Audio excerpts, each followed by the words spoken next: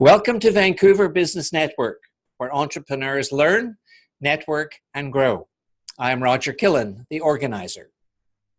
Our weekly workshop for entrepreneurs is brought to you by TELUS Business, the fastest and most reliable pure fiber broadband network in Metro Vancouver. Our speaker is Catherine Steele. Catherine is a speaker, coach, and consultant who trains corporate teams and individuals on the clear speaking skills necessary to be competitive in today's global marketplace. Catherine is the founder and CEO of English Pronunciation for Success. My fellow Vancouver Business Network members and most welcome guests, it's time now for us to put our hands together and give Catherine Steele the warm VBN welcome that she deserves.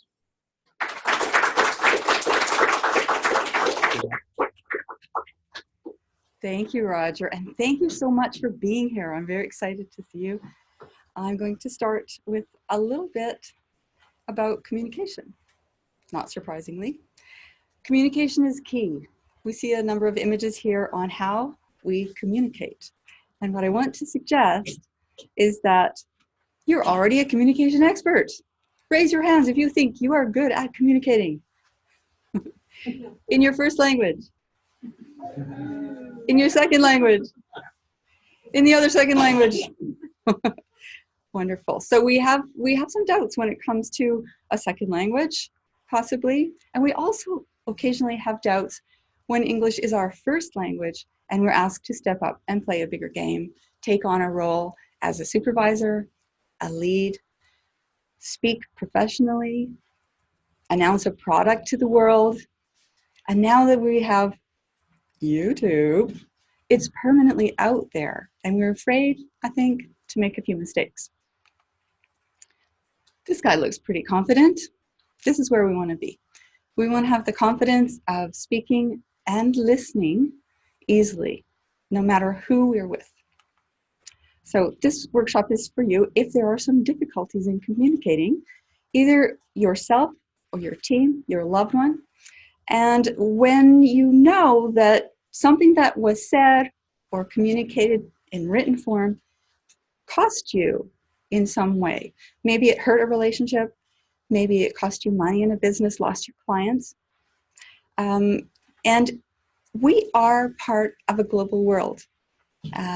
We're based in Vancouver, and we see that every single day.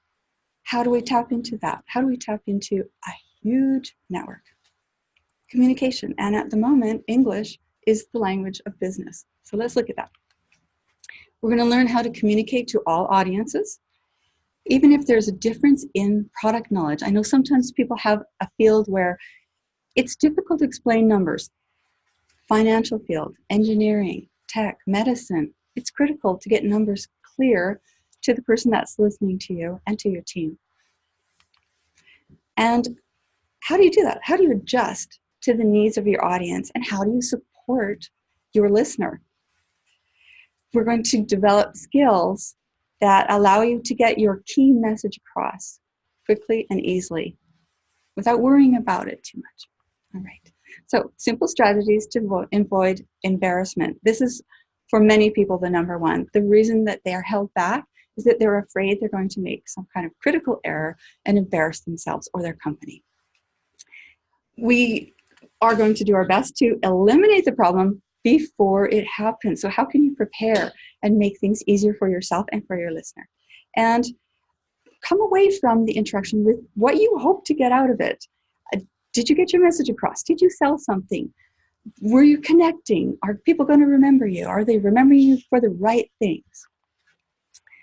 So this is a lovely quote. I'm going to ask if you agree with it or disagree with it. My greatest fear, repetition. So who agrees with that? That repeating yourself, repeating your product, repeating your job is maybe not the best way to go. And who disagrees? Who thinks that repetition could be valuable? All right. What are the limits? I was at the Women in Tech Seattle event, and Nordstrom was representing their Their tech side, you can order anything you want from Nordstrom online, and that needs to be supported. They have a huge team supporting that. We think of Nordstrom maybe as a place where you buy clothing and beautiful objects.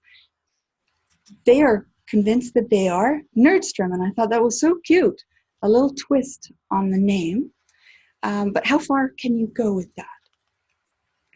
Are you being so creative in your offerings that the person listening or reading doesn't really understand what you do, doesn't know what you sell, doesn't know how you can help them?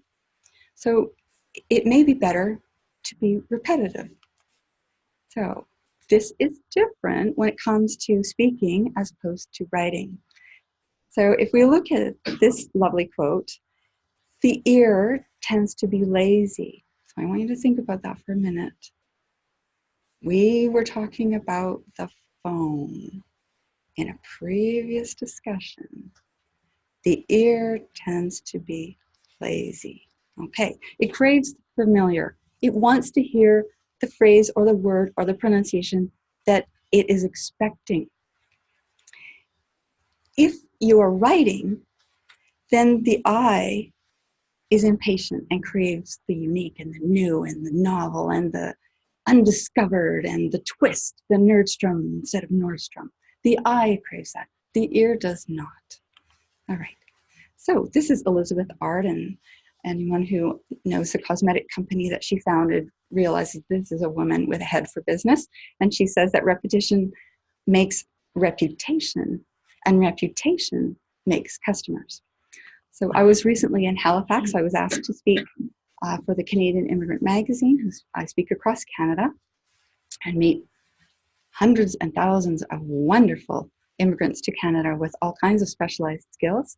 And I meet companies that are hiring these individuals and that are looking for the global connection that they bring. I stayed at Halliburton House, and Halliburton House is a historical house quite close to the Immigration Center on the waterfront. It has a well-known restaurant called Stories. And when I walked into Halliburton House, I saw that there was a letter written by Paul Martin, who is one of our prime ministers in Canada. And it was a letter of recognition regarding how well they'd been received during the Halifax Summit. This is a big deal. It's something you can't see too well, even though I've blown it up, so I'll pull out a couple of phrases. I'm writing to thank you and Robert for your important contribution to the success of the Halifax Summit. I want you to look at the length being used and the words being used. Were you expecting that kind of phrasing in this kind of letter? Who says yes? Hands up. Yeah. Were you expecting something shorter and more concise? Hands up. A few people are saying, wow, sort of 50-50. Mm-hmm. The dinner itself was first rate. All right. I know that in the weeks leading up to the summit, Robert was called upon on numerous occasions to assist in organizing the event. When it comes to my clients, quite often they are looking for the shortest path to get their message across. And as a business person with a Twitter space of, 108 characters, and a meetup space of 80 characters, you tend to want to be brief and find a snappy way of giving your title or your topic, your product, etc. This is not always your best friend. What I find is that if you explain in the phrasing that a person is expecting, they will understand you much more quickly, even if it's longer phrasing. All right. So please pass on my sincere gratitude to him for the time he devoted to making the evening such a great success. The person that receives this letter will feel honored. They'll feel honored by the length of the sentences. So it's a mistake to try to make it too brief. I've given you the answer. Is it better to be wordy or abrupt? How fast do you guys go? Are you going 0 to 60? And if you choose something too short, has the person completely missed the sentence because you spoke quickly? That's another danger. Are you being judged on the words you omit and not the words that you choose? So I want you to think about that for a minute. Short phrases show urgency. It gives the listener stress. Hurry up, sit down, turn around, hand it in, give it to me. That tone and that style of phrasal verb, which is the phrasal verb and nothing more, shows great urgency and lack of respect. So I encourage you to use the phrasal verbs. We need them, but we need to introduce them. So does it sound supportive to say, finish up by Friday? It's a little longer. Does it sound supportive? You could tell from my voice. Yeah, sometimes people can tell from my voice. They're completely happy with finish up by Friday. The words mean exactly what they wanted. The person knows the timeline. They know who has to do it. Perfect. However, short and sweet can taste sour. I was so happy to find this image. Lemon in the mouth.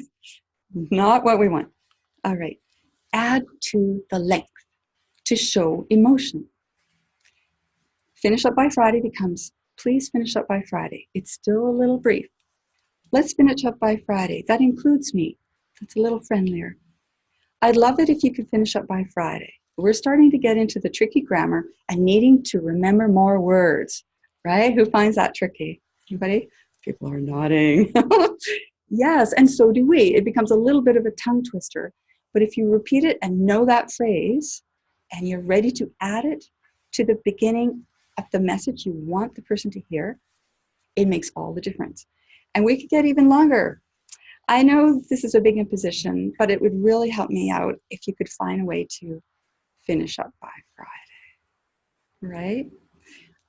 In that case, the person feels very valued. Do you think they're going to say yes to you if you take the time to give the introductory phrase?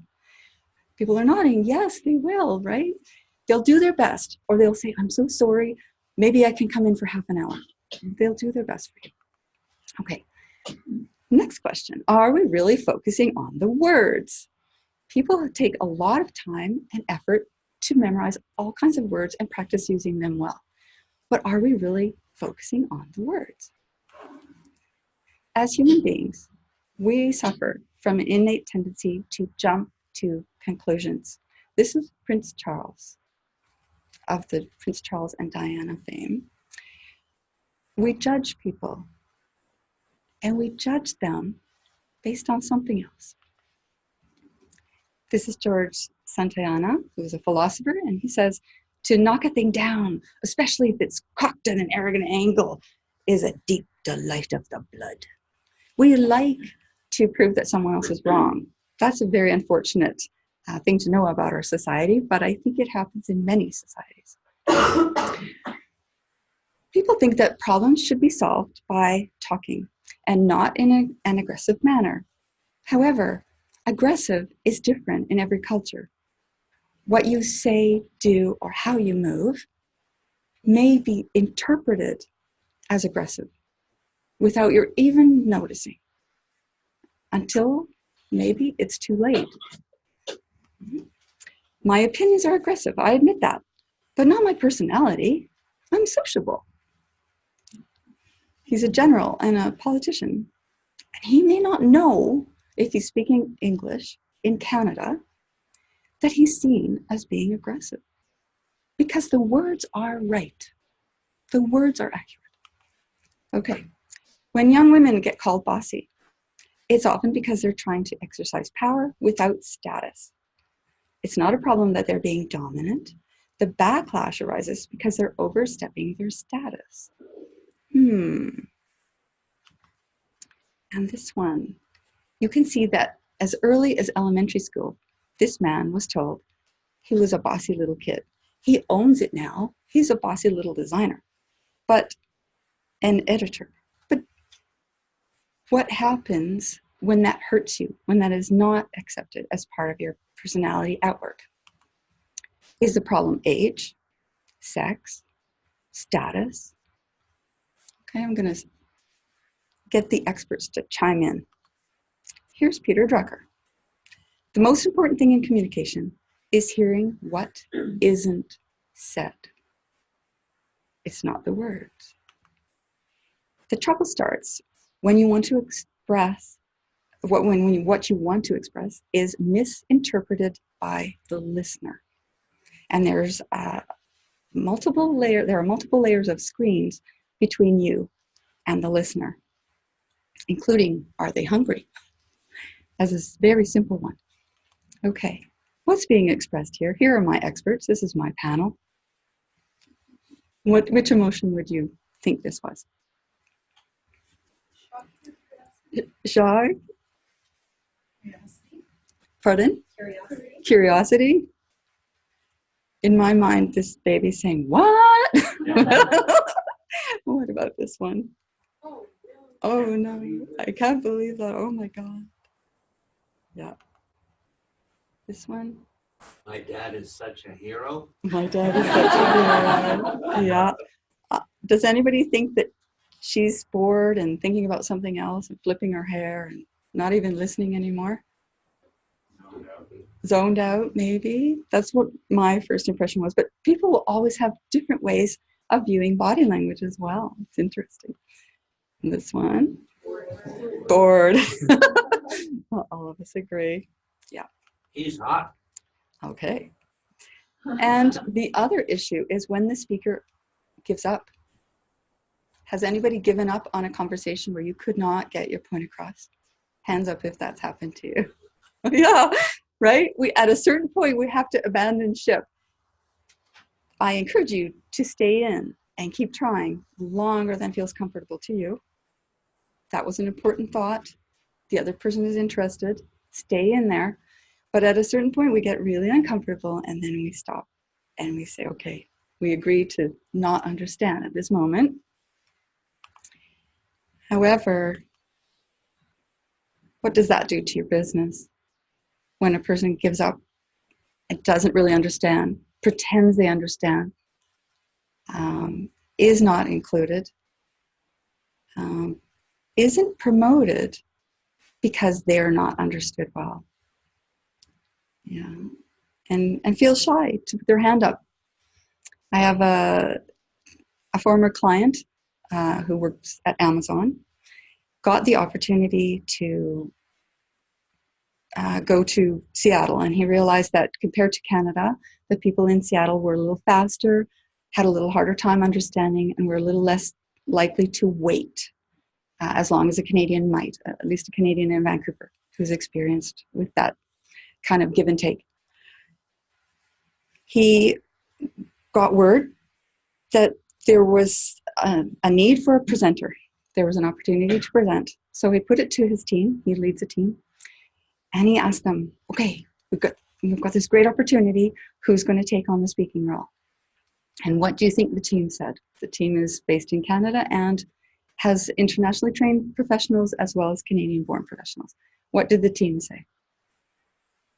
Did they take up the flag and say, I'll take the presentation, I'll do it? No.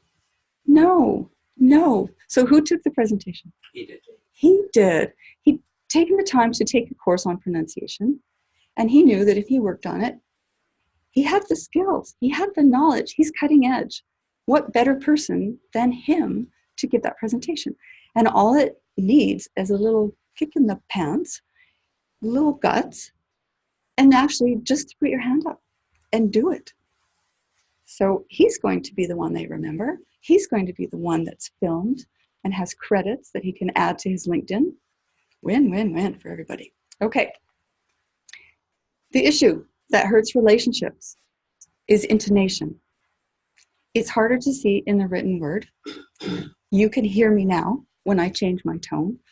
And I'm reading script in a way that shows you that the person is bored or arrogant or bossy or lonely or complaining. And I'm even moving my body that way.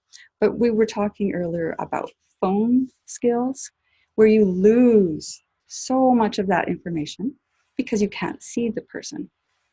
And you don't have the clarity that you might want to hear the intonation. So let's look at intonation.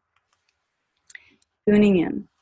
You might not know, but I also taught children's music classes for 9 years, I believe.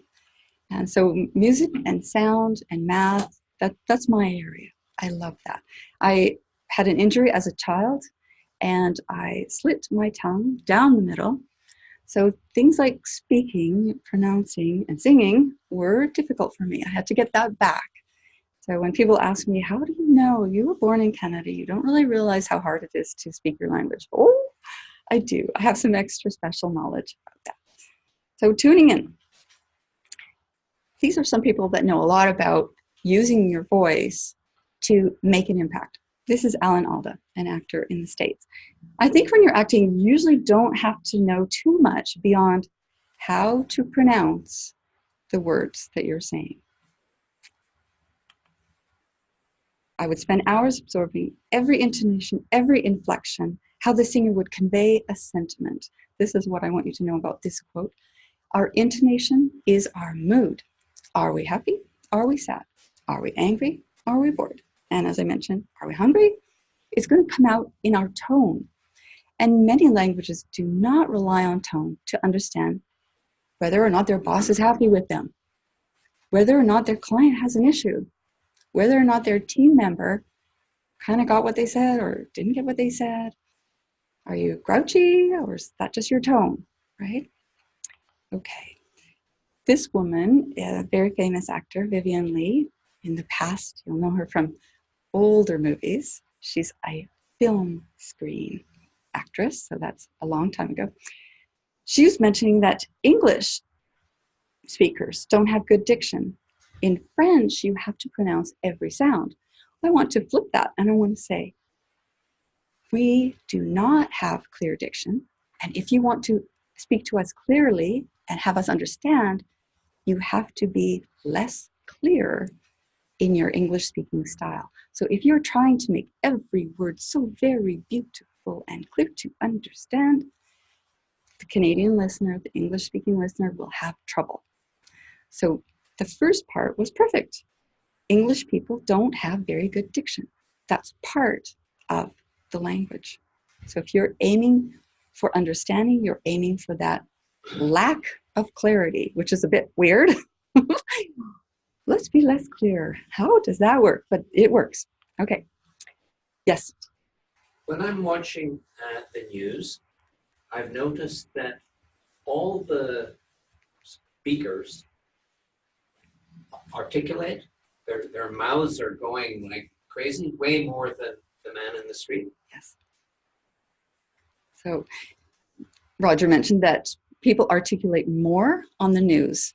You have a chance to watch them move their mouth and show visually what they're about to say and how they're expressing it. And the average person on the street doesn't necessarily move their mouth, may kind of speak into their beard or their mustache, and may even turn away so that you lose most of the information from seeing the face. So that's a very valid point. I love that. So we want to be better speakers? Should yes. we articulate better? Yes. So the trick is to understand a person who's mumbling at you in a Canadian or American style, but speak in a way that's clear to all listeners, which involves more movement and emphasizing specific parts of the word for that movement. Not every single piece of the word, but just specific parts of the word. Mm-hmm. This person is a comedian, and he said that he doesn't want to look stupid. So our culture does not want to look stupid in terms of language. We have a very high level of expectation when it comes to spoken language and written language. He will ask, and so this is something that's really nice for people to know, that you can ask. And if you have a company that is open to that idea and open to correction and self-improvement, that can be generated through your company, that people feel free to ask all kinds of questions and have communication corrected. My father, dad, took a course. I still have the course. It's a box full of materials on advanced writing skills. It was an administrative course. He was with the federal government in Ottawa and then became part of the provincial government in BC. And he took writing. And I've heard a man recently from CIBC, all 17 people in the office were given a writing course to help them move up to the level of expertise that they wanted to give and that the company was hoping for. All right, so this person is expressing something that is dear to my heart and connects with intonation. This is Johnny Vegas, and he says, we all have days where we can't pronounce things or give it the emotion it deserves. So I need you to think about that. Chinese, Mandarin and Cantonese have tone, and it's critical that you get the right tone or you have a completely different word. And I'm going to say that it's just as important in North American English for sure. If you don't have the right tone, you will be misunderstood, not in the word that you say, but in how you feel about the listener. And the listener always takes it personally. They think you don't like them. So, how important is context? I've had people say that a person should be able to understand what I'm saying from the context. How could they ever think I was saying this word when I meant another word when we were talking about this particular topic? So the hardest thing about communicating effectively is knowing how to set the context. Maybe they are missing a few words at the beginning. If depth and debt sound the same, then maybe you can use a phrase like, if you have gone into debt, because that phrase is a standard set phrase. And the death of a loved one, right? The death of a loved one is not as strong because the words are after the word that you're working on, but it is a set phrase, so people will recognize the phrase.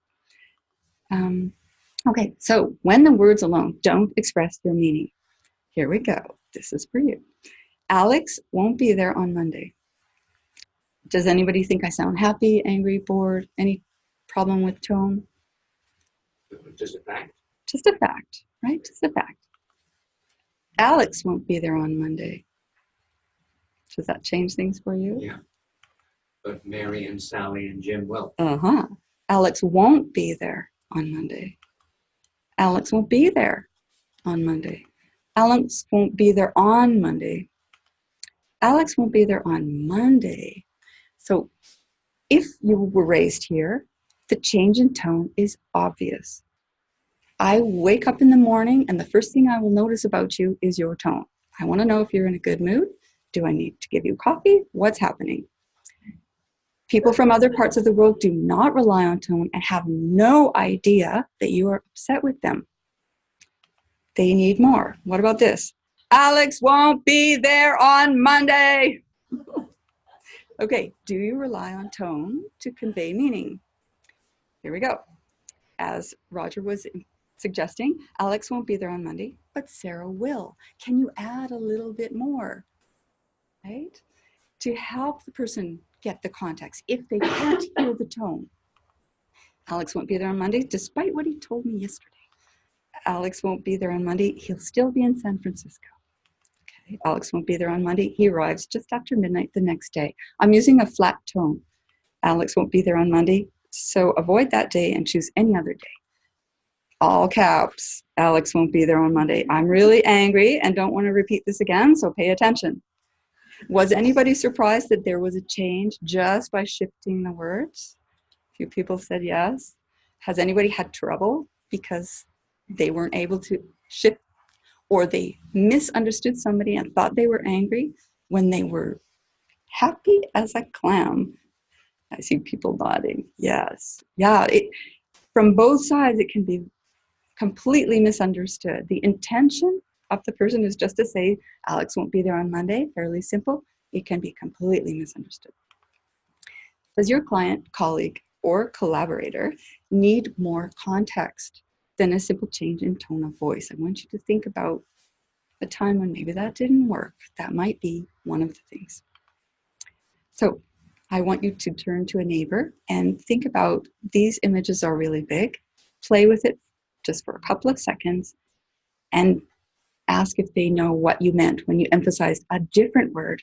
We typically will emphasize the last word. So turn quickly to a neighbor, and I'm going to listen in.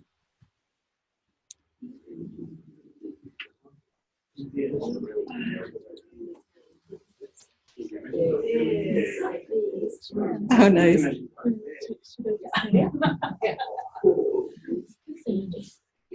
No, I like the when you said these numbers. Yeah. I don't know how that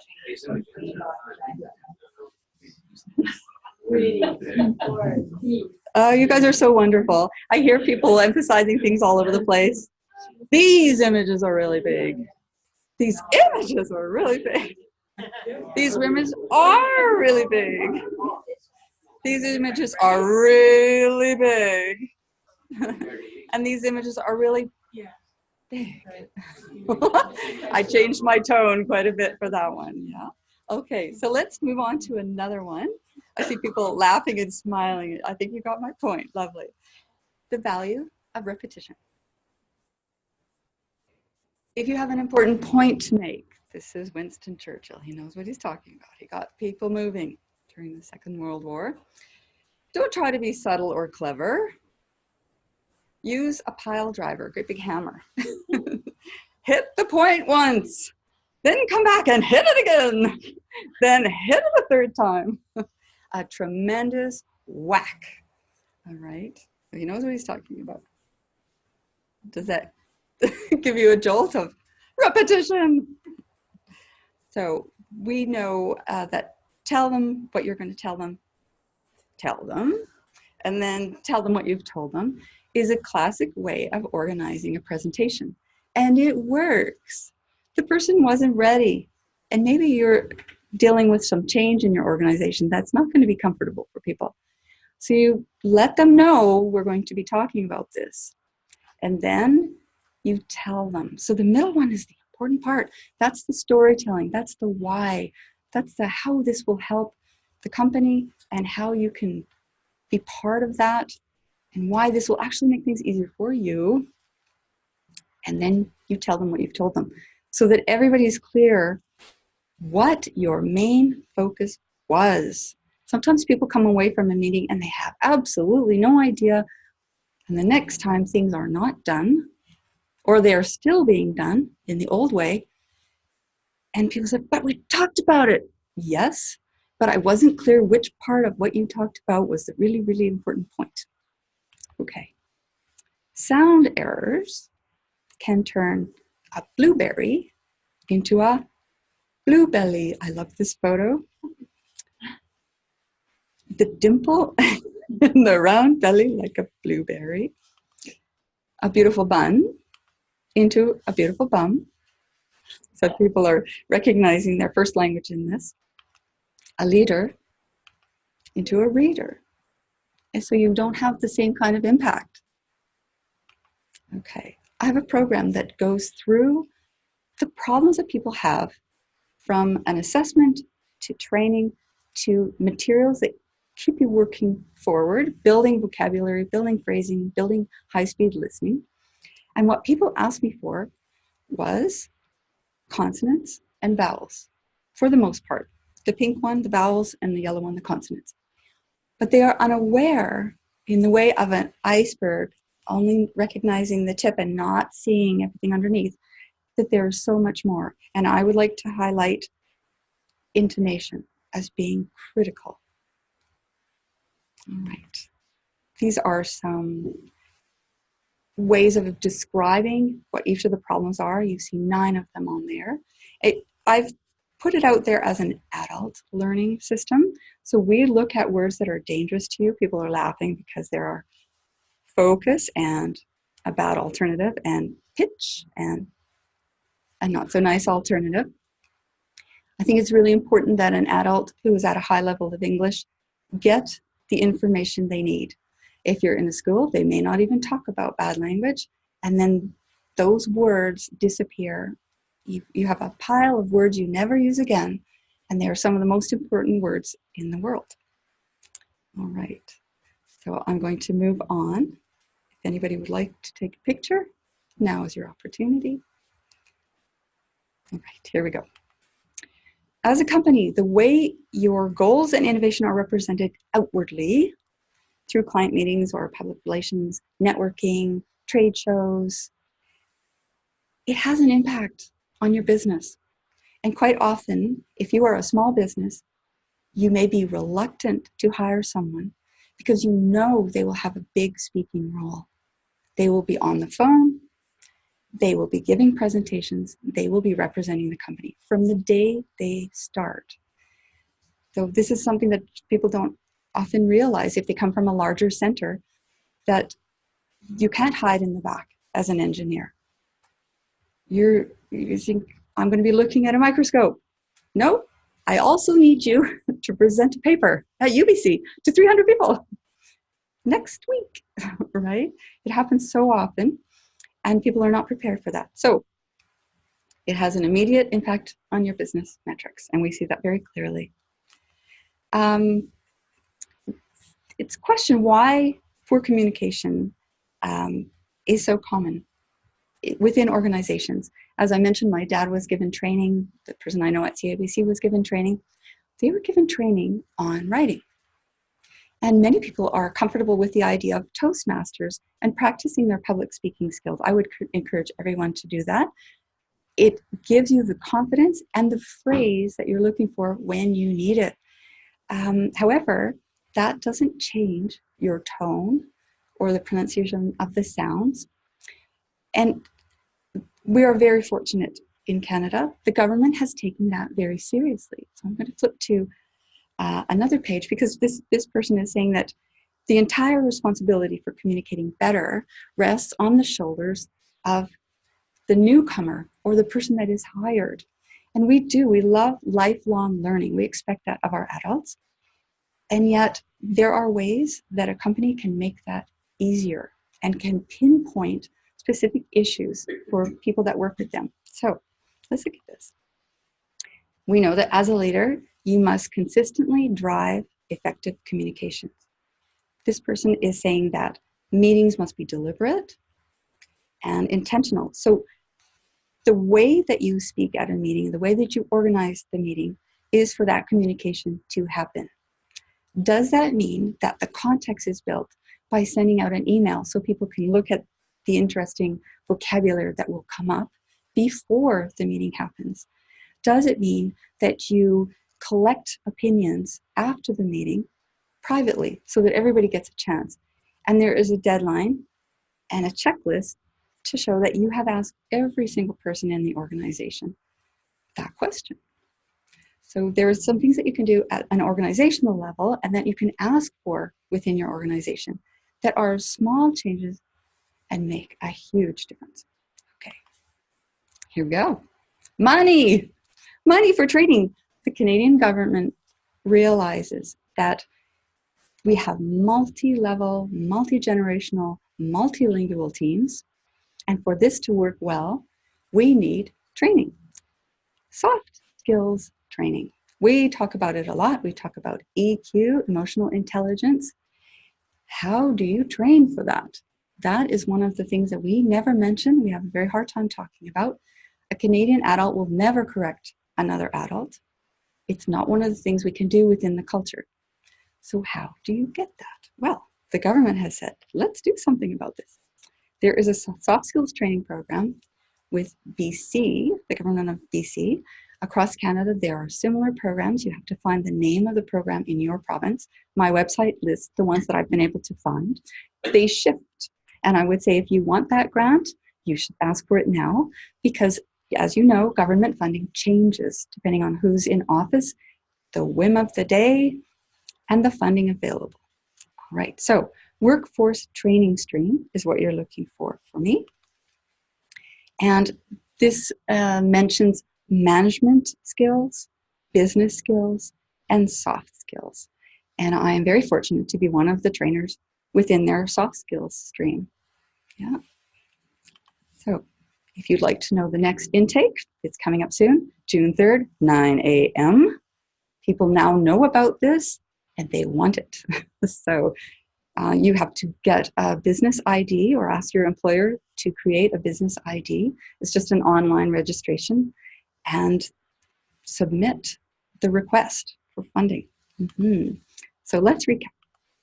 Does the length of your sentence support the emotion that you're hoping to express? So is shorter better or longer? Longer. Longer. Yes, it is. It allows me to show you with a word count that I respect you. All right. Can you add context to support your tone? So this is where we give a preamble, a few words at the beginning, maybe a few more at the end that helps the person recognize what we're talking about and holds them. All right. Have you used repetition to highlight?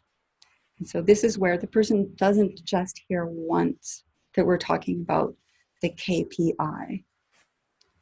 They hear it again and they hear key performance indicators. So how's the KPI? KPI, guys, KPI, key performance indicators. I'm not hearing anybody answering key performance indicators.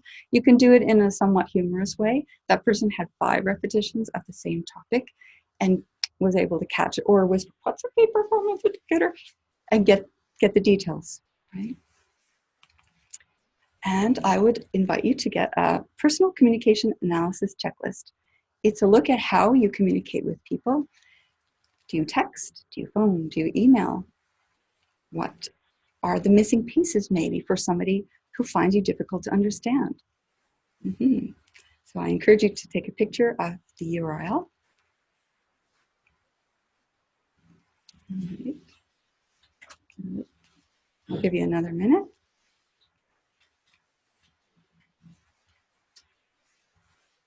How long is too much in terms of softening the message, providing context to the message? Okay, we can handle more in our written format, but I lived in Japan and I started to recognize differences in a person's bow, the way that they bowed. I had the opportunity to learn the soroban, or the abacus, the counting beads. And one of the men in our group was honored for being the fastest, and he was from Canada. He was very fast, and he was also honored for his level of Japanese in the same ceremony. The bow that our master gave him was below the other person's belt. It was very respectful. So if you come from a culture where your personal space or your body language indicates respect, the verbs you use change, the vocabulary you use changes, then think about English that the length is showing greater and greater depth of respect. So it will depend on the context, of course, the situation. So I'm going to move to the last one, which is the way that you can contact me, and I'm open for questions. Yes, Brittany. Are there times where shorter is better in the communication, like where somebody might feel respect? Yes. If the person has difficulty with English, cutting to the chase and eliminating all the fluff in the outside is the best way to go. However, Canadians are reluctant to do that because there are other people standing around hearing that person pecking and being arrogant or bossy or abrupt with the person they're speaking to. Is it an emergency? Is it important to say, everybody out now? Then yes, man overboard, right? Yeah. Grab the baby. Don't touch that hot thing, right? There are times, but because it's reserved for those times, it's seen as very rude when you use it in regular communication. There is a school of thought called plain language. They use it definitely on an airplane to be very clear about what a person needs to do. When they read the English, it should be very clear to everyone what to do. However, you can't speak that language well and be understood as a professional in Canada. So what's happening with my clients is they are professional and they want to sound professional in Canada or in the States. And that means adding the grammatical difficulty to their sentence, adding the length and adding the tone. Under what circumstances is it okay to use jargon and acronyms? I believe jargon and acronyms are our normal way of explaining things. It's a mistake to leave them out. You should be prepared to know your audience and add definitions as you go. or have it written down somewhere for people to refer to. But it's a huge barrier to people when they are not taught phrasal verbs and idioms and cultural phrases that we love to say, even pieces of songs, pieces of movies. We refer to that all the time, and it's a barrier that keeps newcomers out. So that's my personal opinion. It may not be shared by everyone. Okay, does anyone have another question?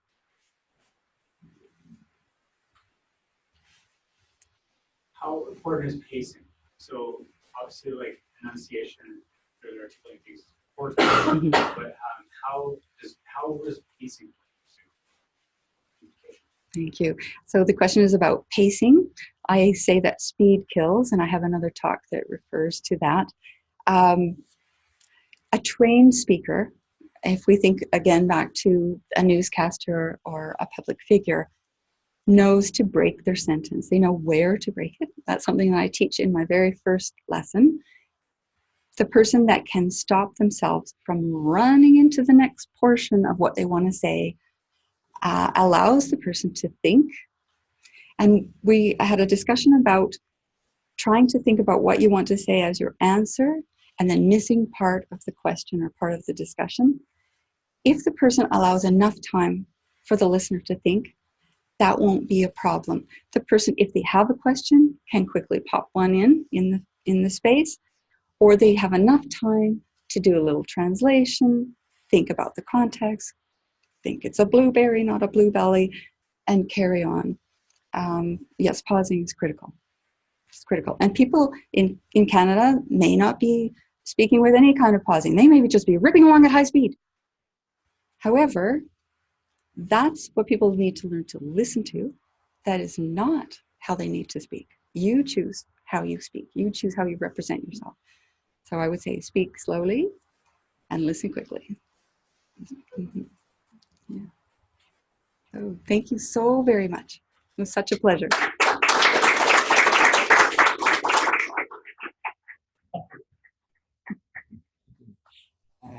On behalf of Vancouver Business Network, I'd like to thank you for sharing your amazing wisdom with us. And Talis, thank you for making this production possible. Thank you so very much, Talis. Now, I have a question for you. Yes. You asked it, but you didn't answer the question. Oh. Why does corporate Canada place so little value on quality verbal communications? I think it's not just corporate Canada. I think we don't realize that someone can train and be trained in that skill. I think we all believe that if you missed it, the 3-year mark as a child, too bad, too late, so sad. It's not true. You can learn what a person needs and adjust your speaking style. And a company can find someone to help you. If you know what to ask for, you're going to ask for a pronunciation trainer, pronunciation coach, speech language pathologist, accent reduction specialist. They are people that understand the impact of sound, and they can help you. Thank you. Pleasure.